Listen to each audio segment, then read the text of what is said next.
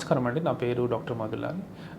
Associated with Pragma hospital, practising clinical cardiology. యాక్చువల్గా మనకు angiogram అంటే చేతి నరం నుంచి చిన్న కెథెటర్ పంపించి గుండె చుట్టూ రక్తనాళాలు ఉంటాయి కదా, వాటిలో డై చేసి చూస్తామన్నమాట. చూస్తే ఎన్ని బ్లాక్స్ ఉన్నాయి ఏంటి అనేది తెలుస్తుంది. జనరల్గా హార్ట్ అటాక్ అనేది ఒక్క విజిల్ వల్లనే వస్తుంది. ఆ విజిల్ బ్లాక్ ఉంటే మనం దానికి బ్లాక్లో మనకు స్టంట్ వేసి ఆ బ్లాక్ అనేది క్లియర్ అప్ చేస్తాం.